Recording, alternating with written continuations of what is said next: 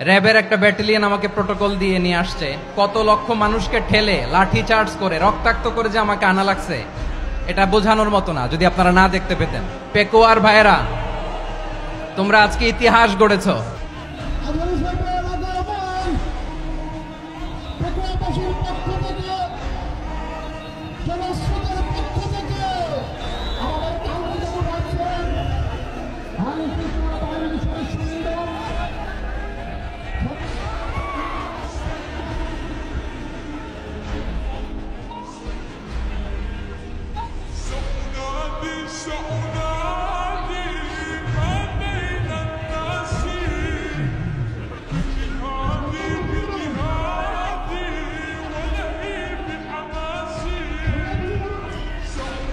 আসসালামু আলাইকুম ওয়া রাহমাতুল্লাহি ওয়া বারাকাতুহু।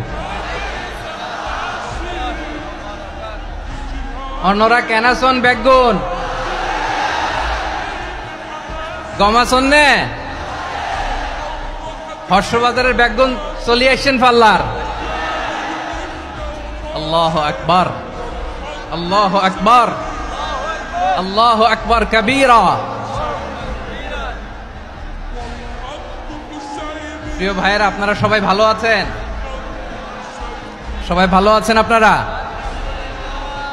অনেক কষ্ট হয়েছে আপনাদের, আমি জানি। আর অল্প সময় একটু কষ্ট দিব। সকাল 10টা থেকে রাত 10টা পর্যন্ত 12 ঘন্টার একটা প্রোগ্রাম। এই তো 10টা বাজতে আর অল্প কিছু সময় বাকি, আমি শেষ করে দেবেন। 3 দিন আগে আসছো? আচ্ছা, মাশাআল্লাহ মাশাআল্লাহ। আমাদের একটা প্রতিবেশী দেশ আছে, আমরা আমাদের দেশ নিয়ে যত ভাবি তারা তার চেয়ে বেশি ভাবে। কথা বুঝতেছেন না? আরো ভেঙে বলতে হবে। আমরা আমাদের দেশ নিয়ে যত উদ্বিগ্ন, এদের আরো টেনশন বেশি। বলেন, আমাদের দেশে শান্তি আছে না নাই? আমরা হিন্দু মুসলিমে কখনো দাঙ্গা লাগে? আসতে বলেন, কেন লাগে? ওদের পূজা পার্বণে আমাদের মাদ্রাসার ছেলেরা যে পাহারা দেয়, চিল্লায় বলেন ঠিক কিনা?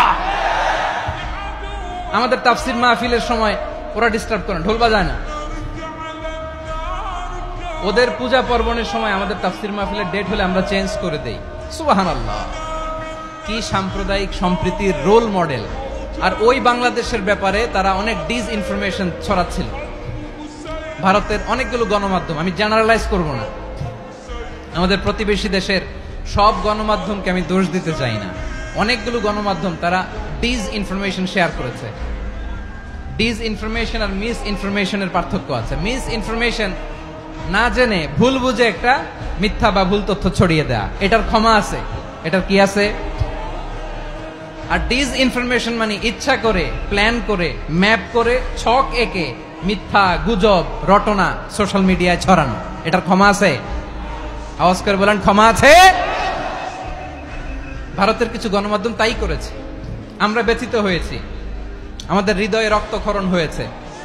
আমাদের প্রতিবেশী দেশকে বলতে চাই, আমাদের দেশ নিয়ে আপনাদের ভাবার দরকার নাই। নিজের চরকায় তেল দেন, নিজের দেশ নিয়ে ভাবেন। গত মাসের ভয়েস অফ আমেরিকার রিপোর্ট, বাংলাদেশে সংখ্যালঘু জনগোষ্ঠী আগের চেয়ে বেশি নিরাপত্তা পাচ্ছে। Report voice of America, Muslim report নাকি? মুসলিম জরিপ, ভয়েস অফ আমেরিকা। কথা বুঝে নাই বোধহয়। ভয়েস অফ আমেরিকা কি আমাদের রিপোর্ট?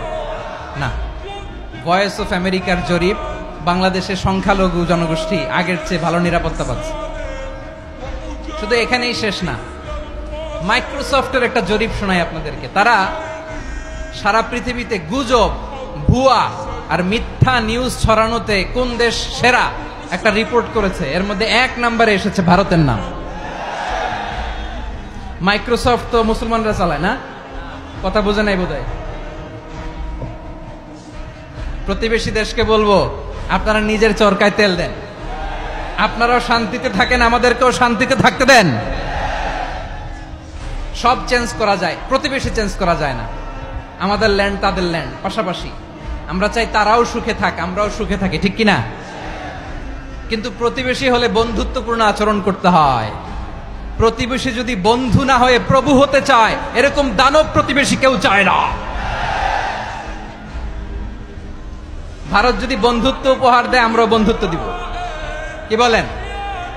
তারা যদি বন্ধু সুলভ আচরণ করে আমরাও বন্ধুত্ব উপহার দেব, কারণ আমাদের পররাষ্ট্র নীতি হচ্ছে সবার সাথে বন্ধুত্ব, কারোর সাথে বৈরিতা নয়। আলহামদুলিল্লাহ বলেন, কত চমৎকার পলিসি আমাদের।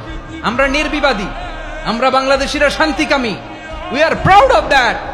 এজন্য আমরা গর্ববোধ করি আমাদের পররাষ্ট্র নীতি সবার সাথে বন্ধুত্ব, কারোর সাথে শত্রুতা নয়।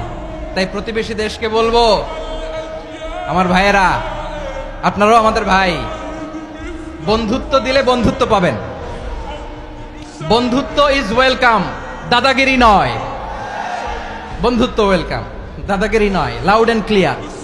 ভারত যদি বন্ধুত্ব দেখায় বন্ধুত্ব পাবে, কিন্তু ভারত যদি বাংলাদেশে আধিপত্যবাদ বিস্তার করতে চায়, বাংলাদেশের 18 কোটি জনগণ সেটা রুখে দেবে। ভারত যদি গৌর গোবিন্দের ভূমিকায় নামতে চায়, দেশের 18 কোটি মুসলমান শাহজালালের ভূমিকায় নামবে।